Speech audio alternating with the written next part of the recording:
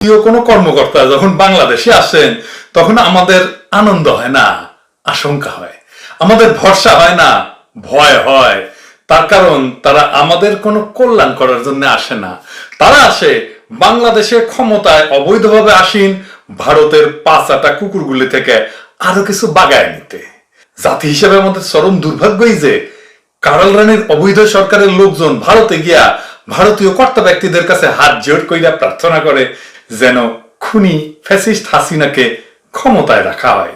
আমি ভারতে গিয়ে যেটি বলেছি যে শেখ হাসিনাকে টিকে রাখতে হবে। অন্যদিকে ভারতীয় কর্মকর্তারা আসে এই অবৈধ সরকারকে নতুন নির্দেশ দিতে যাতে বাংলাদেশের সমূহ ক্ষতি হইলেও ভারতের বিরাট লাভ হয়। বাংলাদেশে ভারত কর্তৃক প্রতিষ্ঠিত এই অবৈধ সরকারের সাথে ভারত যে চাকর মনিবের সম্পর্ক, এটা এখন সকলের কাছেই পরিষ্কার। ভারতের পররাষ্ট্র সচিব আসতেছে বাংলাদেশের কাছ থেকে এমন কিছু আদায় করে নিতে যেটা দিলে বাংলাদেশের ভয়াবহ ক্ষতি হইয়া যাইতে পারে। এই বিষয়ে একটু পরে বলবো, তার আগে আমরা একটু জানি নি এই যে বাংলাদেশের পত্রিকা হাউকাউ করতেছে ভারতের পররাষ্ট্র সচিব আসতেছে জন্য, এই ভারতকে এশিয়া অঞ্চলের জনগণ কি চোখে দেখে? এটা পরাশক্তি হিসেবে দেখে কিনা বা আন্তর্জাতিক শক্তি হিসেবে দেখে কিনা, এটা একটু আমরা দেখে নিই। কিছুদিন আগে সিঙ্গাপুরের প্রভাবশালী আসিয়ান স্টাডিজ সেন্টার তাদের state of south east Asia 2024 report প্রকাশ করছে। লিঙ্কটা দিয়ে দিলাম ডেসক্রিপশন বক্সে।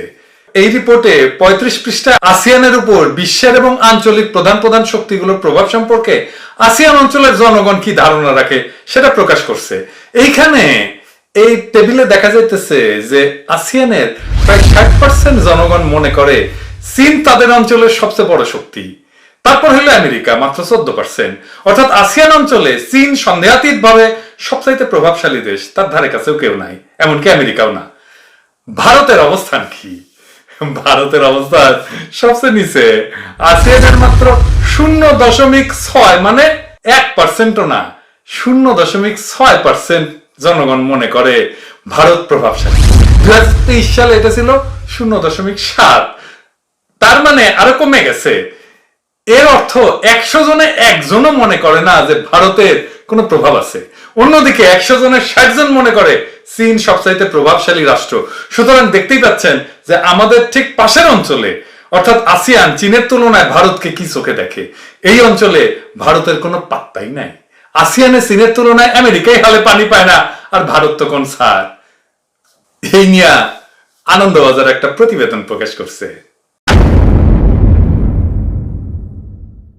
আনন্দবাজার বড় কষ্ট পায় লিখছে যে আসিয়ানভুক্ত রাষ্ট্রগুলির সর্বাধিক মান্য চিন্তন কেন্দ্র সিঙ্গাপুরের the state of south east এশিয়ার সমীক্ষা রিপোর্ট জানিয়েছে দক্ষিণ পূর্ব এশিয়ার প্রতিবেশী বলয়ে ক্রমশ জনপ্রিয়তা কমছে ভারতের।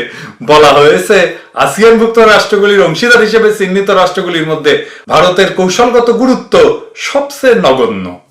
আনন্দবাজার আরো বলতেছে এমন একটা অঞ্চল থেকে জনমত উঠে আসছে যা প্রধানমন্ত্রীর সবচেয়ে প্রিয় বিচরণ ভূমি, মানে নরেন্দ্র মোদীর দাবি এখানে অধিকতর সম্মান এবং স্বীকৃতি পায় থাকে তার দেশ মানে ভারত। গত বছর জাকার্তায় আসিয়ান দেশগুলির শীর্ষ সম্মেলনে গিয়া মোদী এমনটা বলছিলেন যে ভারতের প্রতিবেশী নীতির কেন্দ্রীয় স্তম্ভ আসিয়ান। 2018 সালে তার একটা বক্তৃতায় সগর্ব দাবি ছিল যে ভারতের শীর্ষ অগ্রাধিকারের মধ্যে পড়ে দক্ষিণ পূর্ব এশিয়ার বলয়। সমীক্ষাটি ফের চোখে আঙুল দিয়ে দেখিয়ে দিচ্ছে মোদী সরকারের গত 5 বছরের দাবি এবং বাস্তবের মধ্যে ফারাক আসলে কতটা। এটা আমাদের কথা না, আনন্দবাজারের কথা। এই সমীক্ষা প্রসঙ্গে আনন্দবাজার জুইরা দিছে খোদ দক্ষিণ এশিয়ার জনগণের মধ্যে ক্রমবর্ধমান ভারত বিরোধী মনোভাবের কথা। আমাদের বয়কট নিয়েও বলছে এই বয়কট যে ব্যাপক প্রভাব ফেলছে, আর আমরা যে লন্ডনে ভারতীয় দূতাবাসের সামনে বিক্ষোভ করছি সেটারও উল্লেখ আছে। তারাই বলতেছে অনলাইনে ভারত বিরোধী প্রচারণা তুঙ্গে নিয়ে গেছি আমরা। সাব্বাস, শিকার গেছে ওরা। হ্যাঁ, তাও বাংলাদেশের কিছু ভালসিন শিকার যায় না। শুধু তাই না, বলছে ভারতের তৈরি নারনার তেল, প্রক্রিয়াজাত খাদ্য, প্রসাধনের সরঞ্জাম এবং জামা কাপড়ের মতো পণ্যের বিক্রি কমেছে। আনন্দবাজারের রিপোর্ট, আমাদের কথা না। অত্যন্ত তাৎপর্যপূর্ণ একটা মন্তব্য করছে কিন্তু আনন্দবাজার। সেটা হচ্ছে একটা কক্ষে বিশালকায় একটা ড্রাগন ঘুরে ঘুরে আগুনে নিঃশ্বাস ফেলতেছে, আর সেখানে বসেও তাকে দেখতে পাচ্ছি না। এটা কি চোখ বুঝে থাকলেই ভয় চলে যাওয়ার মতো মূর্খামি না? বুঝছেন? এখন আসি ভারতের পররাষ্ট্র সচিবের ঢাকা সফর নিয়ে। বুঝতে পারতেছেন তো যে নয়া দিল্লি বাংলাদেশে ব্যাপক ভারত বিরোধিতা নিয়ে গভীরভাবে উদ্বিগ্ন। তাদের এই উদ্বেগের মাত্রা প্রচন্ড ভাবে বাড়ায় দিচ্ছে চীনের ক্রম বিস্তারমান প্রভাব। বিশেষ করে মায়ানমারের চলমান ঘটনাবলী ভারতের জন্য যথেষ্ট শঙ্কার কারণ।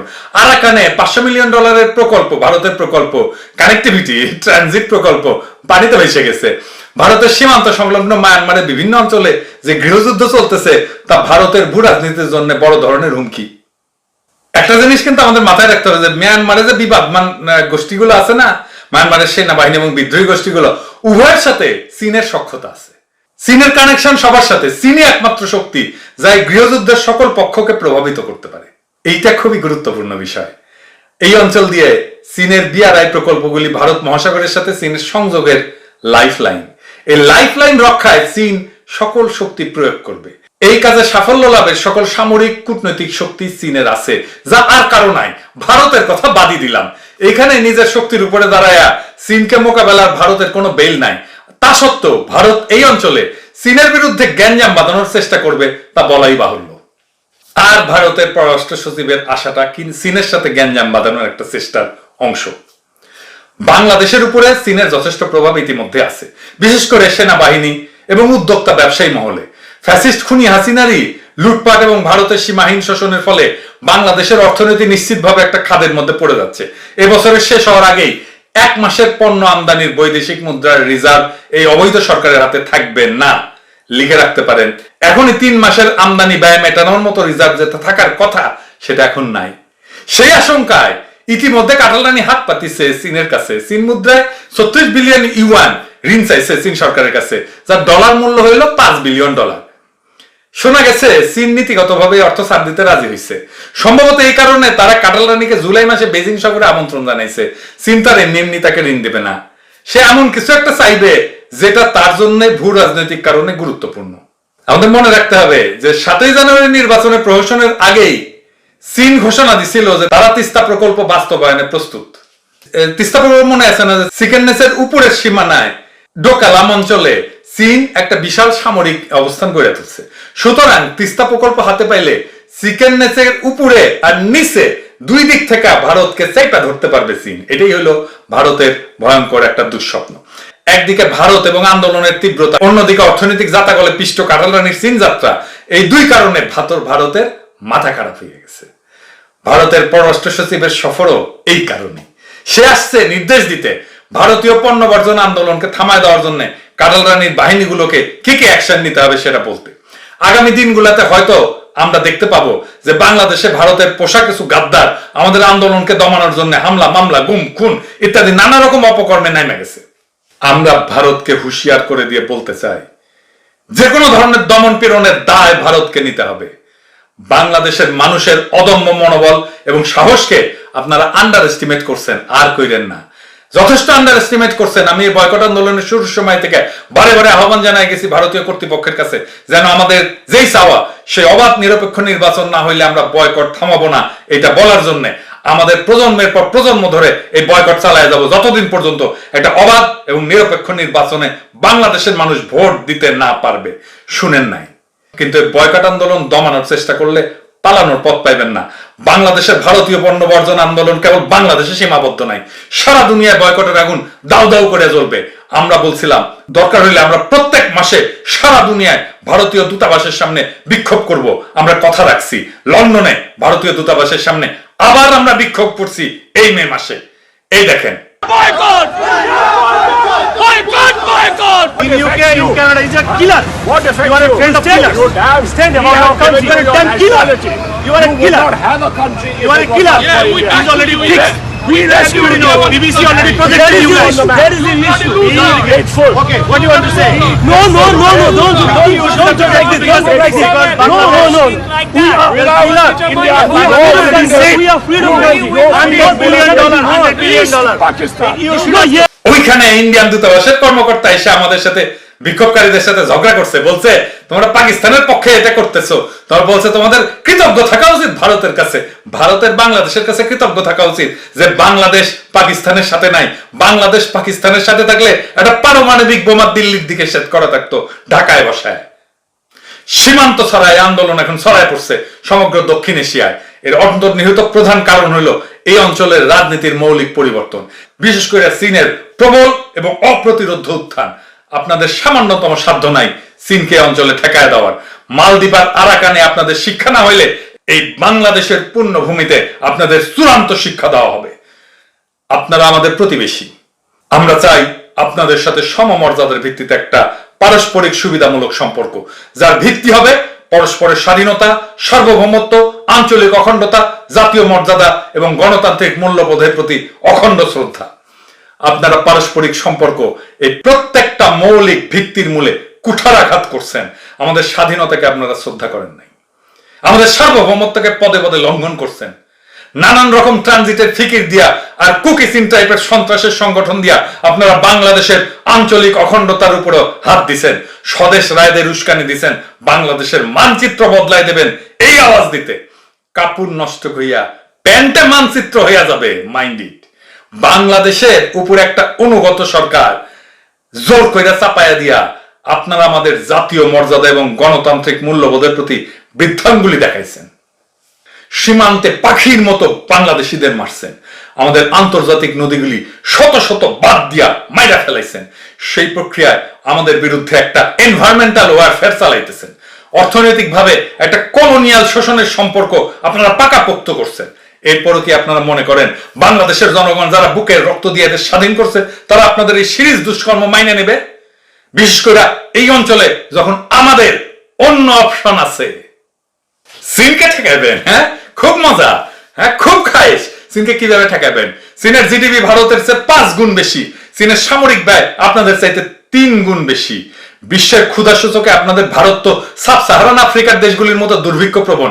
বাংলাদেশ যে অর্থনৈতিক সংকটের মধ্যে পড়তে যাচ্ছে আপনাদেরই পছন্দের একটা অবৈধ সরকারের ক্রমাগত অর্থনৈতিক লুটপাটের জন্য, সেইটার উত্তরণে এই টেকা দেওয়ার হেডল বা আপনাদের ভাষায় ওকাত ওইটা আপনাদের নাই। Full stop. সুতরাং এইখানে আপনারা স্টপ হইয়া যান। বাংলাদেশে আপনারা পজিশন হারাইছেন, আপনারা হারানো পজিশন ফিরে পেতে চান? আমার কাছে সমাধান আছে, প্রস্তাবও আছে। সে প্রস্তাব হইল আপনাদের অশুভ নীতিগুলি পুরাপুরি বদলায় ফেলতে হবে। আমাদের উপর থেকে আপনাদের হাত গুটায় নিতে হবে। যদি স্বেচ্ছায় গুটায় নেন আপনাদের সাথে সুসম্পর্ক থাকবে, আর যদি না নেন তাহলে আমাদের পথ আমরাই ঠিক করে নেব এবং সেই পথযাত্রায় আমাদের বন্ধু আমরাই বাইছে নেব। আর ভারতের কুমন্ত্রণায় পইরা বাংলাদেশের কোন গোষ্ঠী, কোন বাহিনী যদি বাংলাদেশের জনগণের ভারতীয় পণ্য বর্জন আন্দোলনের বিরুদ্ধে লাঠি বন্দুক গোলা নিয়ে দাঁড়ায়া যায়, তাদের বলবো আপনাদের তালিকা কইরা কইরা আমরা প্রতিশোধ নেব। যারা দেশীয় পণ্যের বিপরীতে ভারতীয় পণ্যের দালালি করে তাদের কবরের জায়গা বাংলাদেশে হবে না, এই প্রতিজ্ঞা আমরা কইরা রাখলাম। কাটাল রানীরে বলতেছি, তুমি তো মাইনকা সিপার মধ্যে পড়ছো। গদি রাখতে দরকার ভারতের আর অর্থনীতি বাঁচাতে দরকার চীনের। এখন তোমাকে সিদ্ধান্ত নিতে হবে কোন দিকে যাবা। পুরান স্বামীকে সাইরা নতুন আরেক বিছানার দিকে রওনা হবা? পুরান স্বামী কি এত সহজে ছাইরা দিবে তোমারে? তোমার কি মাগনায় ক্ষমতা রাখছে? তোমার গতিতে বসায় রাখছে বাংলাদেশে ভারতের আগ্রাসন যাতে চালায় যেতে পারে সেই জন্য। তুমি যদি সেই কাম করতেও পারো অসমর্থ, তাইলে তো তারা তোমার আর রাখবে না, তাই না? তোমার কোনো অধস্তন যদি তোমার কামে না লাগে তুমি কি তারা রাখো না তো। আর টাকা পয়সার টানে যদি চীনের দিকে রওনা দাও তাহলে ভারত যেমন তোমার ছাড়বে তেমন চীনও শর্ত ছাড়া তোমার 1 ফুটা পয়সা দেবে না। তাদের প্রধান শর্তই হবে ভারতের খপ্পর থেকে পুরোপুরি বাইরে হয়ে আসা এবং চীনকে ভূ রাজনৈতিক সুবিধা দেওয়া। তারা তো বইলাই দিচ্ছে যে তিস্তা প্রকল্পে তারা এক পায়ে খাড়া। সেটা যদি তুমি দিতে না পারো চীন তোমার কেন পয়সা দিবে? অতই সোজা পয়সা। অর্থনীতির অবস্থা শ্রীলঙ্কার মতো হলে কোটি কোটি মানুষ রাস্তায় নেমে আসবে, তখন তোমার স্বামী ভারতের চাল চুলাটা অবশিষ্ট থাকবে না। চীন তো একটা পরাশক্তি, এসবই তারা জানে। তারা যে গেম খেলে সেটা হলো দীর্ঘকালীন গেম। তারা 50 বছরের হিসাব করে খেলতে নামে, সুতরাং তারা অপেক্ষা করবে।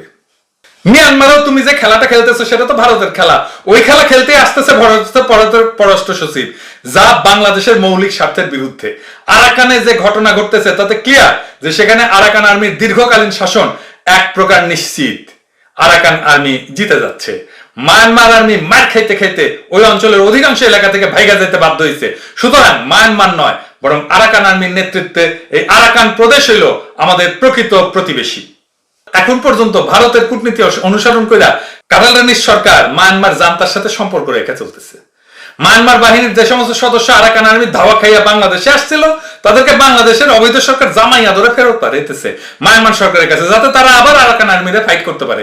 এটা হলো একটা আত্মঘাতী কূটনীতি, এতে বাংলাদেশের মূল স্বার্থের ব্যাপক ক্ষতি হবে। আসল ব্যাপারটা হইলো যে ভারত সরকার আরাকান আর্মির সূচনা লগ্ন থেকে তাদের প্রতি একটা শত্রুতামূলক আচরণ করে আসতেছে। বিভিন্ন সময় তারা আরাকান আর্মির বিরুদ্ধে আক্রমণ পরিচালনা করছে, কোন কোন ক্ষেত্রে তারা এই সমস্ত অভিযান যৌথভাবে মায়ানমারের জান্তার সাথে করছে। ফলে আরাকান আর্মির সাথে ভারতের সম্পর্ক শত্রুতার সম্পর্কে পরিণত হয়েছে। বাংলাদেশ কেন ভারতের সাথে সাইড নিয়ে আরাকানের সাথে অনুরূপ শত্রুতামূলক আচরণ করবে? ধরেন আমাদের মুক্তিযুদ্ধের সময় মায়ানমার যদি পাকিস্তানি হানাদার বাহিনীর পক্ষ নিত, তাইলে কি মায়ানমারের সাথে আমাদের স্বাভাবিক সম্পর্ক থাকতো না তো? তাইলে এখন যারা মায়ানমারের জান্তার পক্ষ নিচ্ছে আরাকান আর্মি কি তাদের সাথে সম্পর্ক রাখবে না? মায়ানমারের গৃহযুদ্ধে ভারতের কোনো বেল নাই। শুরুতে আসিয়ানের যে সমীক্ষার কথা বলছিলাম সেখানে ওই টেবিলেই উল্লেখ আছে এমনকি মায়ানমারে 0.5% জনগণ, মানে 0.5% জনগণ, 1%-এর অর্ধেক মনে করে তাদের অঞ্চলে উপর ভারতের প্রভাব আছে। প্রায় শূন্যের কাছাকাছি জনসমর্থন নিয়ে মায়ানমারে ভারত কি চীনের বিরুদ্ধে কোনো জায়গা করে নিতে পারবে না। সেটা যে সে পারবে না তা ইতিমধ্যে আরাকানে পরিষ্কার হয়ে গেছে। সেখানে ভারতের বিশাল প্রকল্প মুখ থুবড়ায় পড়ছে। এইরকম একটা জনসমর্থনহীন রাষ্ট্রের পক্ষ নিয়ে কারাল রানী আর তার লেসপেন্সাররা বাংলাদেশের ভাগ্য নিয়ে সিনেমিনি খেলতেছে শুধুমাত্র গদির লোভে এবং ক্রমাগত লুণ্ঠনের অশুভ বাসনায়।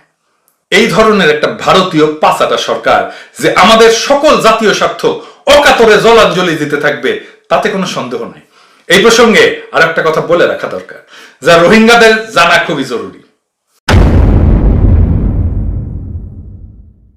গৃহযুদ্ধে মার খেয়া মায়ানমারের সরকার এখন সেই দেশের যুবকদের বাধ্যতামূলকভাবে সেনাবাহিনীতে ভর্তি করতেছে। আমরা খবর পাইছি ইতিমধ্যে তারা নাকি কয়েক হাজার রোহিঙ্গাকে রিক্রুট করছে তাদের পক্ষ নিয়ে আরাকান আর্মির বিরুদ্ধে যুদ্ধ করার মতলবে। আমরা আরো শুনছি যে রোহিঙ্গাদের পক্ষ থেকে আরাকান আর্মির সাথে যোগাযোগ করার চেষ্টা ফলপ্রসূ হয় না। এখন কোন রোহিঙ্গা বা রোহিঙ্গাদের কোন গোষ্ঠী যদি মায়ানমার বাহিনীর পক্ষে আরাকান আর্মির বিরুদ্ধে সশস্ত্র যুদ্ধে নামে, তাহলে আরাকানে বসবাসরত রোহিঙ্গাদের উপরে আরাকান আর্মি তো ব্যাপক অত্যাচার এবং হত্যাকাণ্ড চালাইতে পারে। এতে বাংলাদেশে আরো আরাকান শরণার্থী প্রবেশ করবে। তাছাড়া চূড়ান্ত যুদ্ধে যদি আরাকান বাহিনী মিয়ানমার বাহিনীকে আরাকানের বাকি অঞ্চল থেকে বিতাড়িত করতে পারে, তাহলে ওই অঞ্চলে রোহিঙ্গাদের কি নিদারুণ অবস্থা হবে সেটা আমরা কল্পনাও করতে পারি না। রোহিঙ্গা সম্প্রদায়ের কাছে তাই আমাদের আবেদন থাকবে তারা যেন ভবিষ্যৎ কর্মকাণ্ড যথেষ্ট চিন্তা ভাবনা করে নির্ধারণ করেন। আমি আগেই বলছি এই গৃহযুদ্ধের দুইটা পক্ষের সাথে চীনের আছে গভীর যোগাযোগ। সুতরাং বর্তমানের বাস্তব অবস্থার পরিপ্রেক্ষিতে চীনের সাহায্য সহায়তা ছাড়া রোহিঙ্গারা তাদের অবস্থান নিশ্চিত করতে পারবেন বলে আমি মনে করি না। নিজেদের সাথেই চীনের সমর্থন পাওয়ার জন্য রোহিঙ্গাদের সব ধরনের চেষ্টা জারি রাখতে হবে।